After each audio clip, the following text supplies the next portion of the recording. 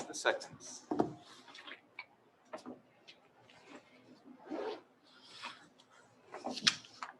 We're gonna be like a German train station today, everybody.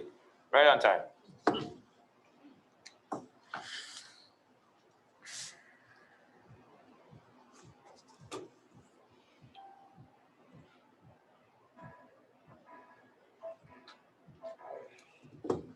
Okay, I'd like to call this meeting to order. This is a special meeting of the Stuart City Commission.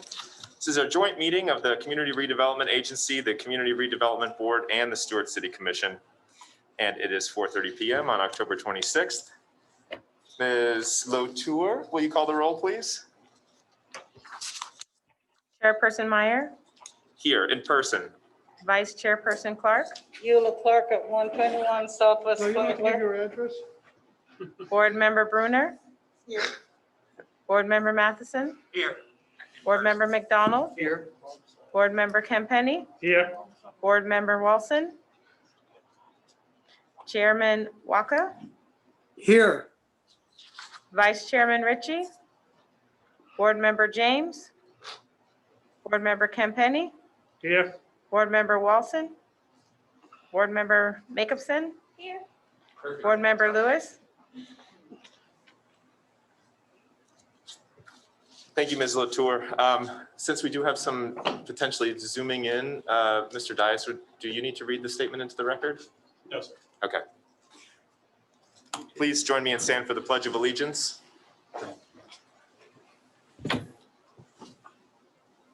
I pledge allegiance to the flag of the United States of America, and to the republic To the republic for which it stands, one nation, under God, with liberty and justice for all. for all. Think that one. Before I seek a motion for approval of the agenda, we unfortunately neglected to include the minutes for our last joint CRA CRB City Commission meeting.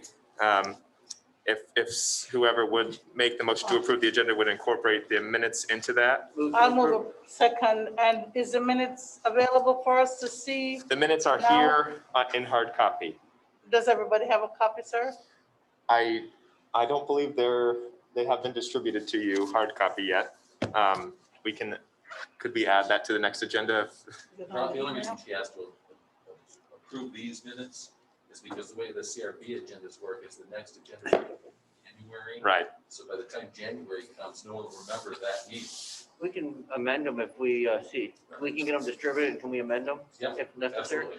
So I'll have make sure my motion includes the minutes, and then we can discuss this. Okay, I have a motion for approval of the agenda with minutes and this by Commissioner McDonald and a second by Vice Mayor Clark. Any public discussion, any public comment on the approval of the agenda? Any online, please raise your hand. Seeing none, all in favor? Aye. Aye, opposed? Aye. I'll take that as an aye, not a nay. Aye. Motion carries unanimously. Thank you, sir. Yep. Is it both? Oh, it's a slow eye. There's a delay. Yeah, there's a these things. Okay. Just in case there is a question, Mr. Waka, is that an aye for approval? You are correct, sir. Thank you. It's the delay that's getting. I appreciate the diligence of our attorney. We'll move on to our presentation, meeting decorum presentation. Mr. Mayor, City Clerk is going to present this presentation. She put it together, did a fantastic job, I might add. This was a request by the board for training on the related to the months experience. Thank you, sir. Ms. Kendall? Good afternoon. Meeting decorum, we did this on basically how to handle meeting disruptions. So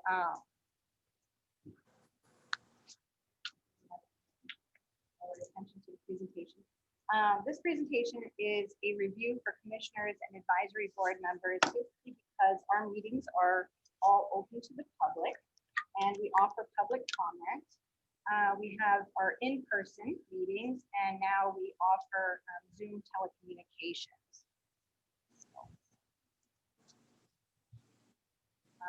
We have these definitions here. They're quite lengthy. This one, I wouldn't normally read directly from a slide, but I feel like disruptive conduct is quite important. So just to kind of review this particular one, disruptive conduct includes addressing the commission or board without first being recognized, not addressing the subject before the board, repetitiously addressing the same subject, shouting at or threatening the members of the commission or board in a manner which makes it difficult or impossible to maintain decorum, or which places the members of the board in fear for their lives or safety of other persons in attendance of the meeting, failing to relinquish the podium when requested to do so, or otherwise preventing the meeting from continuing in an orderly manner. Sergeant at Arms, we're fortunate enough to have our police chief, who is the Sergeant at Arms, but usually a police officer who stands in to make sure that the meetings remain orderly, and at the mayor's request, if anybody had to be dismissed, the Sergeant at Arms takes care of that. Willful disruption, that is anybody who disrupts and is persistent after they've been given a verbal warning. Perhaps they kind of continue with their behavior. That's anybody causing willful disruption. Civility is something that we practice here at all of our meetings. We do have it mentioned on our agendas. It is basically, it's more than just requesting that people remain polite. It is practiced here, and we ask that everyone remains civil. It's respecting what everyone is saying and bringing forward, as well as respecting those who have something to say to the commission or to the board. This is just a little humor. With Zoom especially, we love free speech, but we also enjoy ignore, mute, and block. Balancing the First Amendment at public meetings. During public meetings, public comment gives members of the community an opportunity to share their viewpoint, of course, and make any statements. But we must allow them this right uninterrupted, but within reason. And we'll talk about that. Public comment and motions. The city follows Robert's Rules of Order for its procedures. And prior to a motion, it is an option to give the public comment, to allow people to come up and give public comment. But it is also required after a motion is made for public comment. So it's almost asking for it twice, which can, there can be pros and cons. A pro can be, you can get the opinion of the public before you even make a motion, before it's decided on what you want the motion to be. But it can also prolong meetings. You can add some frustration, because technically public comment is not supposed to be heard twice from the same person. So on the same subject. So it's not really encouraged, but that is at the discretion of the chairman.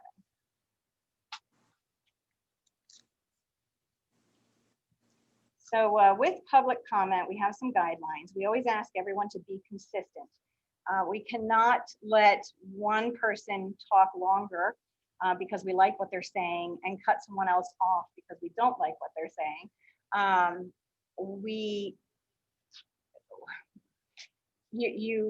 You have to listen to what they have to say, even if you don't like what they're saying. And it's basically, we've gone from 5 minutes to 3 minutes in public comment. And that's our new maximum. At the discretion of the commission or the board, they can allow up to 5 minutes, but it's basically 3 minutes. So we ask that everyone turns in the comment cards, which is our green request to speak card. They're usually located out on the table. There are some in the room up at the clerk's desk.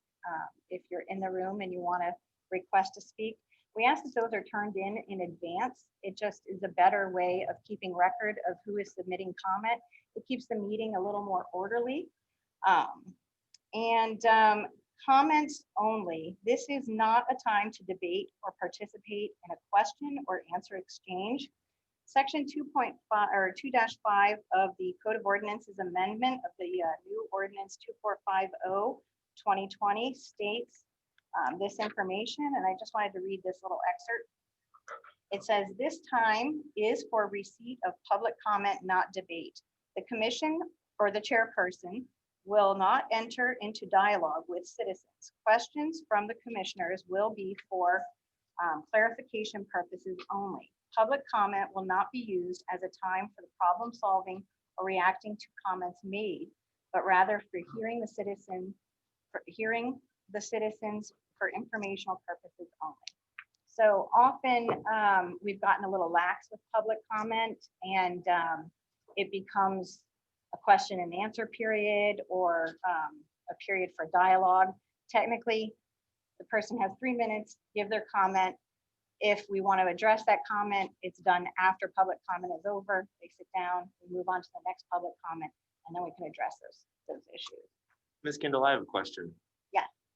As someone who has been a little lax with that myself, I have seen in other municipalities or in other governments where if it is, I know you just quoted our Code of Ordinances, but I've seen where in other governments, the chair may, the chair will inform the person if all they have is a question, the chair will inform them that their 3 minutes is 3 minutes.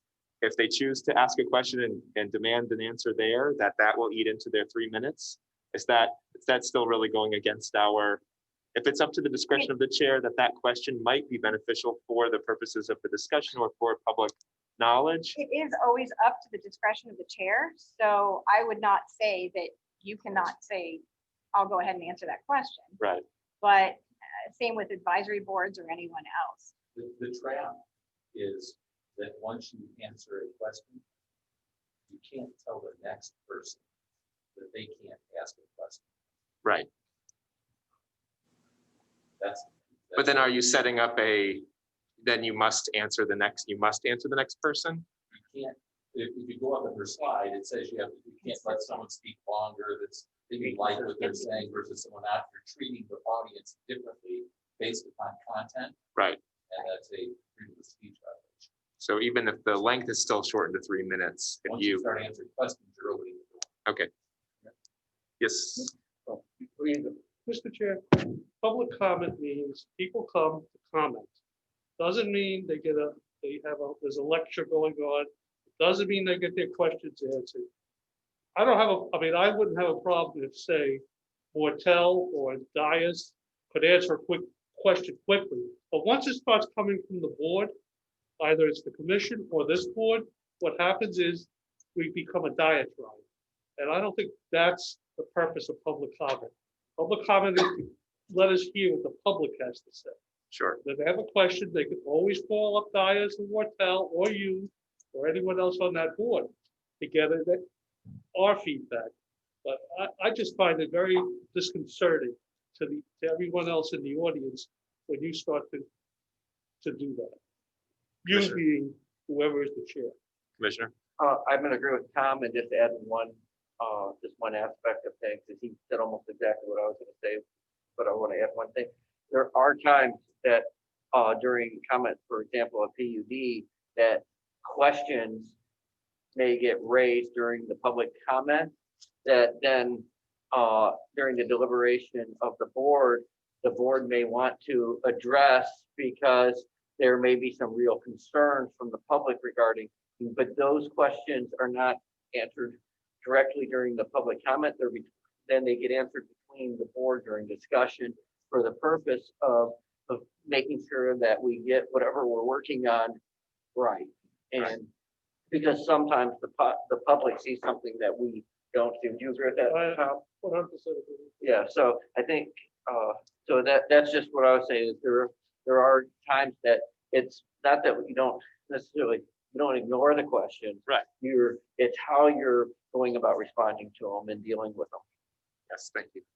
Yeah. Thank you, Ms. Kindle. You're welcome. In the past, I remember it was always, you would let them ask their questions, take it all in, thank them, and then move on with the meeting. And then if there was a time, correct me During if I'm wrong, deliberation, yeah. but then, address them later on or address them at a point where you want to include it in your conversations or have somebody get back to them. That Okay. sort of thing. So, okay. And then how to handle meeting disruptions. And these are just talking about in-person meetings. So some of the suggestions that the city has come up with is you have a disruption that occurs in person, whether it be from public comment or somebody yelling out from the audience. What do you do? Above all, we ask you to keep your cool. Depending on the severity of the situation or the disruption, we ask the chair to immediately stop the meeting and call for a brief recess. So in the event similar to what had already happened here at the city with a Zoom meeting, a situation like that, we would definitely ask you to stop the meeting, call for a recess. It just provides us a chance to stop, take a break, and gather your thoughts. And then once we reconvene, it just kind of gives us a chance to come back together. And basically, we ask that you apologize for the situation.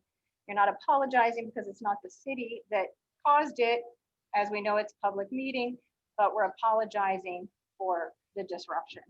And we kind of just, on behalf of the city of Stuart or the board, we're sorry for the disruption, acknowledge it, apologize that it happened.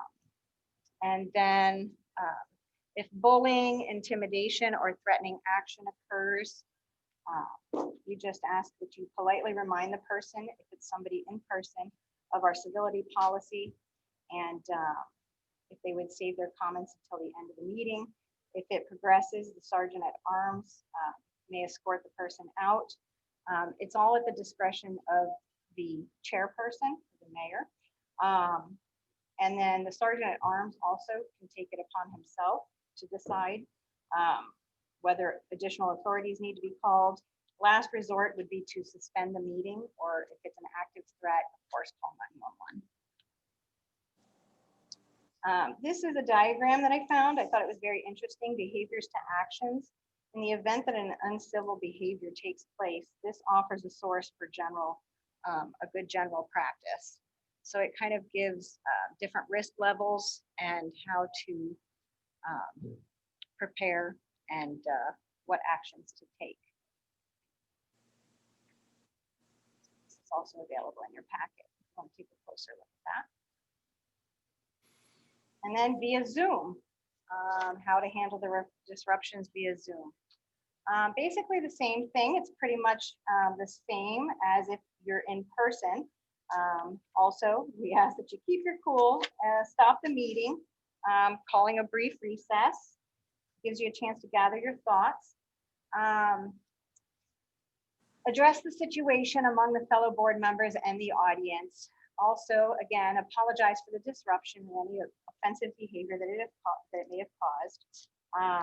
Remind the audience that it is open government and people are not restricted from logging on to the meetings via Zoom. We do fortunately have a little more control over the Zoom sessions and muting people and different things than we had right in the beginning, but it's a learning process and anything can happen. So you just ask, the number one thing is to always be prepared. Meeting disruptions can happen at any time. So the city of Stuart is glad to offer these resources and remain transparent, but with Zoom, additional technology comes additional risks for meeting disruptions, and being prepared and knowing how to handle those disruptions will make the meetings run smoothly and more efficiently. So thank you very much. Does anyone have any additional questions? Thank you, Ms. Kendall. Any questions? Seeing none. Okay. Thank you. You're welcome. Thank you. Okay, next we'll move on to item for our community redevelopment agency, the amendment to the Downtown Stuart Outdoor Dining Program.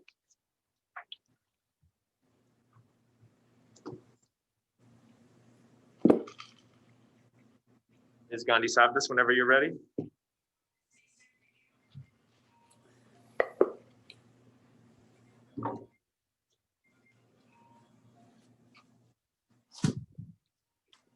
Good afternoon, Panal Gandhi Savda, CRA Administrator for the record.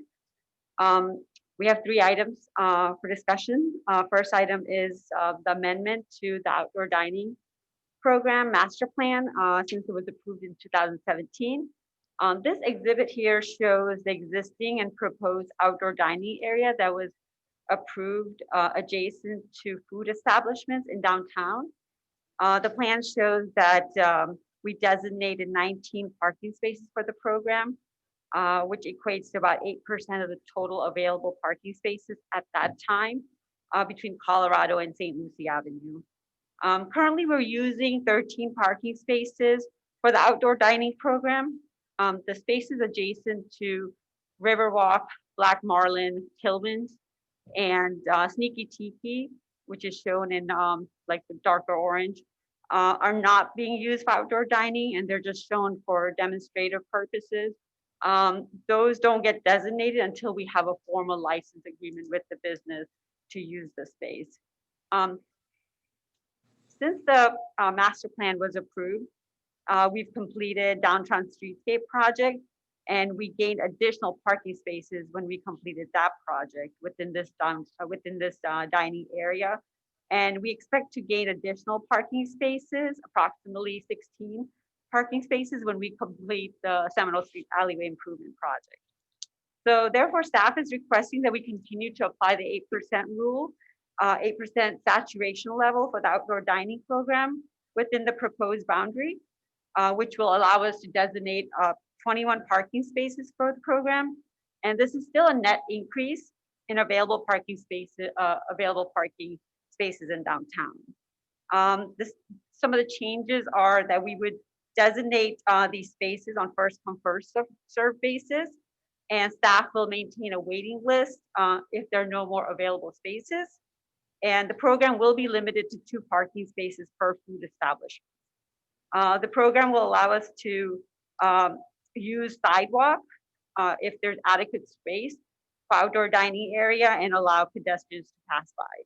And we could expect that when the Seminole Streetscape project is completed, we do expect to have a little bit wider sidewalk in front of Riverwalk Cafe and on Seminole Street. So at this time, staff is requesting to approve resolution number 09-2020 with proposed amendments to the program guidelines. Move approval. Second. That we approve the resolution on 9-2020 CRA, resolution board of development agency, Stuart Order, downtown outdoor dining program master plan, defining outdoor dining seating, establish the separation level of parking spaces dedicated to outdoor dining, and providing guidelines and regulations for outdoor dining program. Provide for conflict severability, providing for an effective date for other purposes.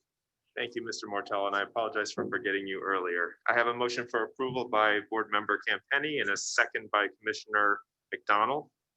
I have a question as I was reading through the staff report and the summary. There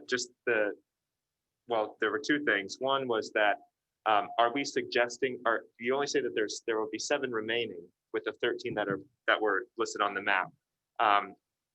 If we got 21 that it will be 8 that we'll have available. That's correct? Correct. Okay. And I expect that when the Seminole Street is completed, that we would have that additional. Okay. I wasn't sure if you were also including the spaces that were mentioned in the summary about the Gafford in that calculation.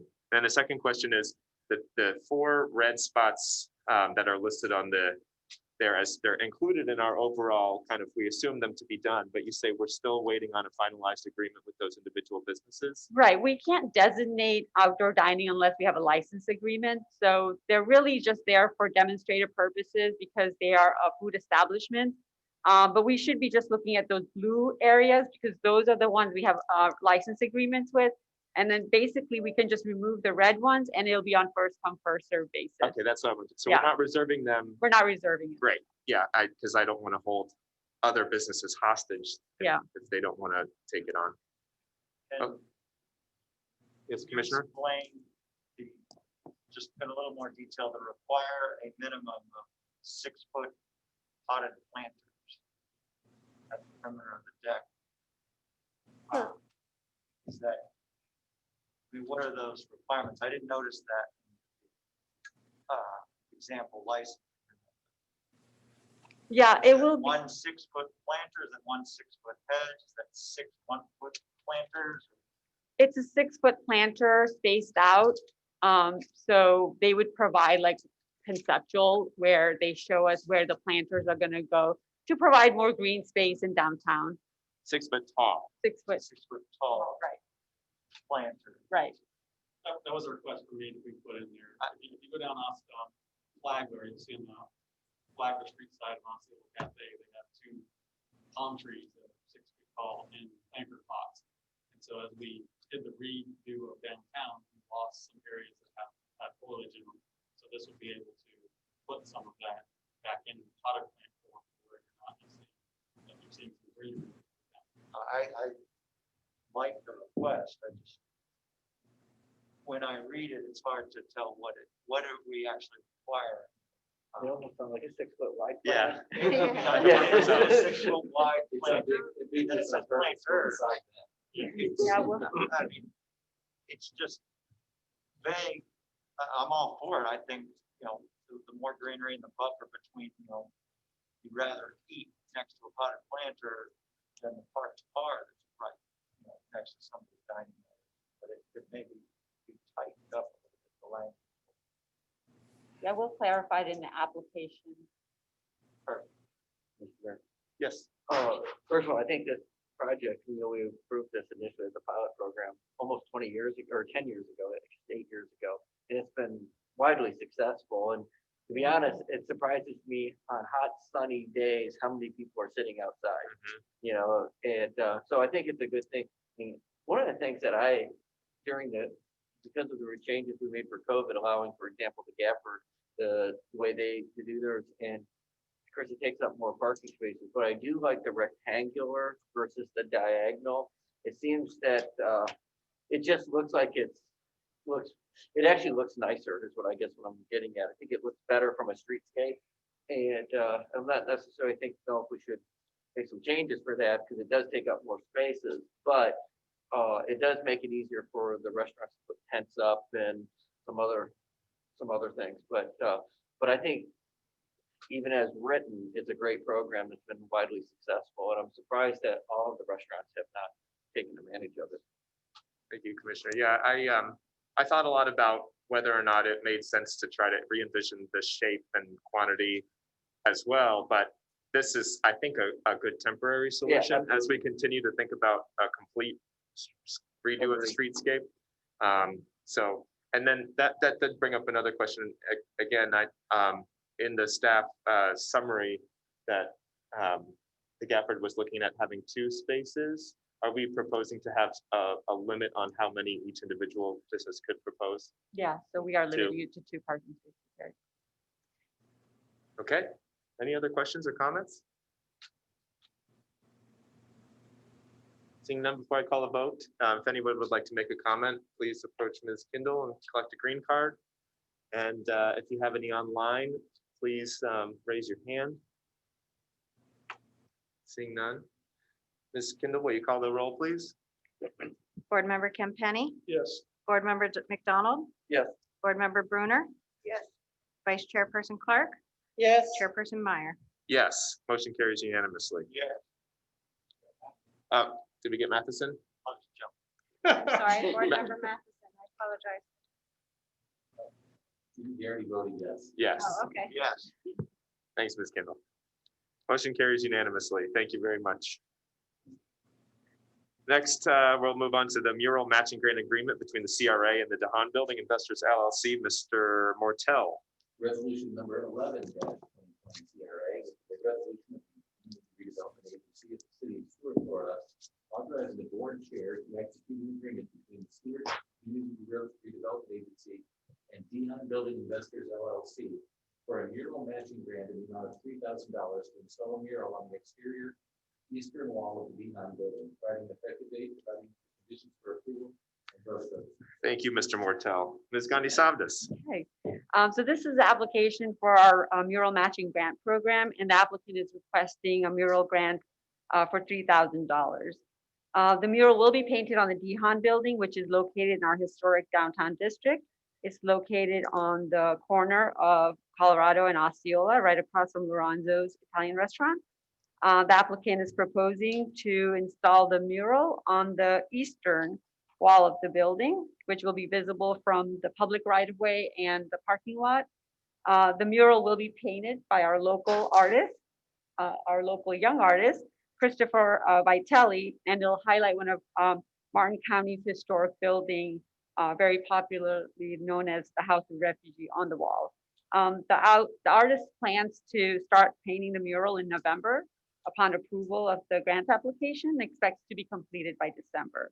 The total cost of the mural is estimated at $8,000. The applicant does qualify to receive 50% of the total cost of the project, not to exceed $3,000. And the grant agreement was attached to the agenda item for your review.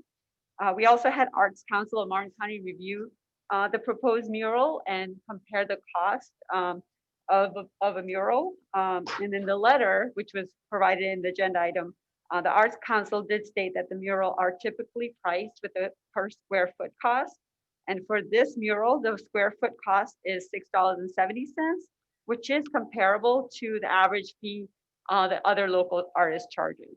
The national average cost is $10 to $35 per square foot, depending on the design. At the CRB meeting earlier this month, they did recommend approval of the mural and also the grant in the amount of $3,000. Move for approval. Second. I have a motion for approval by Commissioner McDonald and a second by Vice Mayor Clark. I have a question for Yes, Commissioner Matheson. artists. Is Chris here? Can we put a photo up of it? Yes, perfect. So I like the proposal. I guess what I'm wondering is, how are you envisioning incorporating the doorway and where's that going to sit? Right? Sure. So the doorway is going to be pretty much directly under the watchtower, so the ground watchtower. I'm planning on priming the door. It's glass, but there's a primer you can get to put on that, and then paint right over that, and it would kind of just camouflage right into the mural. So hopefully that would be would work well. So Okay, so the door and the glass would actually be painted to blend in the mural. yeah. So Perfect. When I Yes, saw Vice it, Mayor. the young maiden or female figure, I was wondering if we couldn't get that to be an old man and the sea type figure, or Ernest Hemingway type guy with a cap and a cigar or something. I don't know, Vice Mayor, we're treading into the artistic process here. Yeah, Mr. Chair, Yes. I don't think we should, as a board or as a city, start to say what is it, what should be and what shouldn't be. I know. And it may have been a better idea, but even so, I mean, the process is the process. I don't think we should. I hear you. I just had to say something. I appreciate that comment, Vice Mayor. Are there any other comments or questions from? The landscape. I think that Beautiful. was addressed at the last meeting. It's gonna be it's already been. clear view. I just want to say thank you. I love the old green building. Just looks so old and neat. Yeah. The girl walking, I think it's fabulous. Thank you so much. Thank you, Commissioner, and I agree. We were very honored to feature at my old business one of Mr. Vitelli's mural paintings as well on our fence, and it was one of the most popular ones of ours. So Good job. what a great honor to have your work continue, and I look forward to seeing what you do in the future. Thank you. Good job. If there's any public comment here before we call the vote, please approach Ms. Kindle and fill out a green card. Thank you. Oh, and I'll recognize while we have the time, our South Florida Water Management District Governing Board member, Jackie Thurlola-Fish is here. Thank you for joining us. Is there any comment online? Seeing none. Ms. Kindle, will you call the roll, please? Board Member McDonald? Yes. Board Member Kempenny? Yes, Board Member Matheson? Yes. Board Member Brunner? Yes. Vice Chairperson Clark? Yes. Chairperson Meyer? Yes, motion carries unanimously. Congratulations. Thank you, Mr. Vitale. Thank you. We'll move on to our final item of the evening, interlocal agreement with the Treasure Coast Regional Planning Council, Mr. Mortel. Resolution number 12-2020 CRA, resolution of the City Commission of the City of Stuart, Florida, authorizing the execution of an interlocal agreement between the Community Development Agency and the Treasure Coast Regional Planning Council. Conducting analysis of existing infrastructure, developing master plan, potential redevelopment of those 18 triangle districts, providing effective date for other purposes. Thank you, Mr. Mortel. Ms. Gandhi-Sabdas? Yes. So this item is proposing that the CRA enter into an interlocal agreement with the Treasure Coast Regional Planning Council to develop a master plan for a Gateway Triangle District. CRA is very excited to be working with Treasure Coast Regional Planning Council. The study area is bounded by Federal Highway to the west, Ocean Boulevard to the south, and Dixie Highway to the northeast. As you can see, it's in close proximity to our Creek District and the historic downtown district. And because of its location, we're referring the study area as a gateway triangle. The area is commonly actually known as the Potsdam area. So we will go through some vetting process to identify the appropriate name for this new proposed district.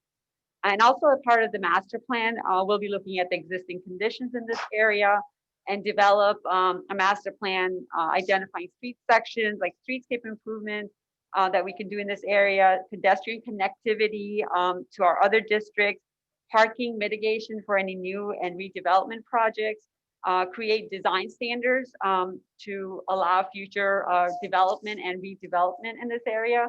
So the master plan is really to help CRA prioritize projects, improvement projects in this area, and budget for projects. So earlier this month, I think you saw that in the City Commission meeting, the City Commission approved an interlocal agreement with the Treasure Coast Regional Planning Council to develop a master plan for Federal Highway Commercial Corridor, which is being separately funded through the DEO grant. But we will be working in coordination with the Treasure Coast on both of these study areas and develop a master plan. We do have Dana Little and Jessica Seymour here with us from Treasure Coast Regional Planning Council. If you have any questions for staff or the Treasure Coast Planning Council. Staff is requesting to approve resolution number 12-2020, execution of an interlocal agreement between the CRA and Treasure Coast Regional Planning Council to develop a master plan for the proposed Gateway Triangle District. Thank you, Ms. Gandhi-Sabdas. I'll move approval for discussion. Second, I have a motion by Board Member Campenny and a second by Vice Mayor Clark. Let me just say for the record that our ex officio board member of the CRA, Mr. Walson, is here. You want to join us? Oh, no, I'm sorry. I don't have my spectacles on. that was Peter. I thought it was me. Sorry, Jack. I didn't see you today. Yeah, right. Come join us at the table. So are there any questions or comments for? I have a comment in general, not for Treasure Coast. If we're going to spend all this money to do master plans, would it be too much to ask that we follow them once they're adopted? No. I mean, just look at Colorado. We have yet to follow that master plan. And I don't know when it was passed, 20 years ago, Mike? 2003. 2003. Now, one project we approved there. We put the clock up in there at the road. So, I mean, if we're going to spend the money, I think it's important that we follow it if we approve it, whoever, with the commission approves it. Otherwise, we're just wasting our time. So that would be a comment on that. Yes, sir. Duly noted. I would agree. And moving They can put it in the these show. plans Strategic plan. from plans to implementation needs to happen. We've got a couple plans now going on by the Regional Planning Council, and they've done some other work that incorporates the city of Stuart. So And a I'd like- lot of this money, if we wanted to look at it critically, could be used to implement some of the plans that already exist. But I do see the Great Gateway Triangle as a very important piece of the puzzle. Yes, Mr. Mortel. When I was reviewing the agenda item, I had made the comment that doesn't come through to you guys. Colorado Avenue, when they did the district, it was in Colorado, they included buildings on both sides of the street for continuity. So Potsdam is kind of on the south side of West Ocean. So it's really a decision you should make so that people later don't say, well, they didn't even consider the other side of the street. Whether you do or don't doesn't matter as much as it, I'd like to just see it on the record so that the question was addressed and answered. I appreciate that. And that was going to be my question for Mr. Little or Ms. Seymour. With the already approved Federal Highway Corridor project, that we do have a little bit of an empty spot there. And I know that the historic Potsdam, at least the residential portion or mixed use portion of that area has its own flair and identity. I do want to make sure that, and I'm sure you will, but whatever we propose to do in the master plan for the Gateway Triangle District, whatever we end up calling that, and the US 1 corridor is harmonious with that, takes from that, and meshes with that well. If you look like Southwest Ocean Boulevard is not as a scope. I included, but the map is wrong in the agenda item. If you look over here, it does have Ocean Boulevard does include both sides of the street. Yeah. Both sides of the street. Sometimes. No, that's, okay, okay, just gonna point out that it does address Yeah. both sides of the road. So we can look at that roadway and how it's based on both sides. And Ms. Seymour, while you're up there, to the point of colleagues earlier, certainly master plans we have on file, they sit on a shelf sometimes. Are there, you make a master plan, we have a kind of a visual idea. Are there associated recommendations as far as whatever code changes we need to make in order to kind of kick that process off? Absolutely. So that'll be part of the scope, is to look at the land regulations, the land development regulations, and the comp plan, see if there are any recommendations specific to this area. And that is also incorporated into part of the DEO scope for the US 1 corridor as well.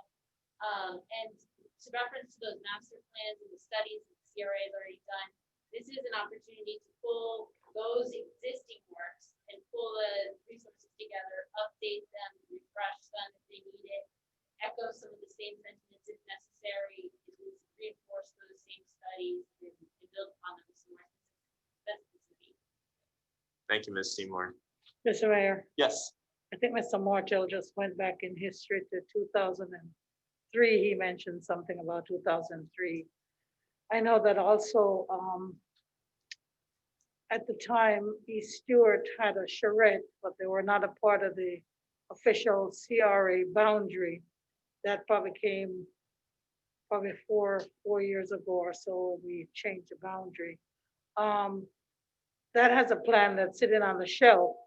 And I want to make sure that that plan gets resurrected and work with and put in a budget to do certain things, economic planning as well as housing in that area. So I'm just saying that for Ms. Gandis Savdas to know that there is that existing plan that's on the shelf that needs to be brought up and brought into the realm of the CRA as we have it now, so that we can start looking at other areas. And I agree with Mr. Campenny that implementation needs to be a big part of this. Of course, we don't have all of the money to implement all these projects, but we're still studying them. And I think that the Gateway project and the US 1 project is very, very important for our downtown area and for the way things have been redeveloping recently and as we plan into the future. But I just want to make sure that we remember that there are some plans that were made for some areas of our city were not a part of the CRA at the time, and we need to dig back and start reworking some things so that we can get some more cohesive work together. Thank you, Vice Mayor. I just want to point out that that's where we have the CRA plan where we identify these projects. So my goal is once this master plan is completed is to identify some projects and then amend the CRA plan, add those projects in the plan and identify budget. And I have looked at East Stewart. We do have MLK in the CRA plan and that's in the progress. We have the 10th Street. We do have some projects that we've identified from other plans that are in the CRA plan and they are in the process. Thank you, Ms. Gandhi Savdas. Vice Mayor Clark, provide me with some questions so that we can do it survey of the neighborhood in East Stuart as far as what further needs to be accomplished. Thank you, Mr. Dias. Yes, Just once again, it's up to the boards to approve the individual site plans, to follow the plan. And it's Right. up to staff not to just let everything go through with changes, because otherwise we will never be integrated. And we will never have an integrated city. yes, sir. That's a good point, but you know, we may need some code revisions We to will need all help of that, facilitate that. but, you know, I just hate to spend money and then we say, oh yeah, it's okay, we won't do it here, we'll do it, yeah. And that's Duly what's noted. always happened. We'll keep you on the board for several more years to come to make sure we follow through. If there are no other comments or questions, I just want to say that it's been quite a few years since we've had some planning work from the Regional Planning Council. And I really look forward to working with them, and I appreciate their being a part of our community and being right here. And I really look forward to your work product. And I like your scope and ideas. So We're very excited. I'm very excited. I think many of you already know I live in the city. Our office is, stone's throw from here. So it's very exciting for us to be working in our neighborhood. So we're very much so looking forward to it. Thank you. thank you, Ms. Seymour. Thank you, Vice Mayor. Yes, I echo that. The work that the Planning Council has done with the county on their CRAs has been phenomenal. Okay, if there's any public comment before we call the vote, please fill out a green card. If there's any online, please raise your hand. Seeing none. Ms. Kendall, will you call the roll, please? Board Member Brunner, yes. Vice Chairperson Clark, Yes. Board Member Matheson, Yes. Board Member McDonald. Yes. Board Member Kempenny, Yes, Chairperson Meyer. Yes. Motion carries unanimously. Thank you. If there's nothing else for the good of the board, Minute. the minutes. I'll move to approval with the understanding that they have not been reviewed. second, I have a motion by Commissioner McDonald and a second by Board Member Campenny. Any public comment on the approval of the minutes? Seeing none, all in favor? Aye. Aye. Opposed? Motion carries unanimously. Thank you for reminding me there, Commissioner. Okay, we will adjourn this meeting at 5:17.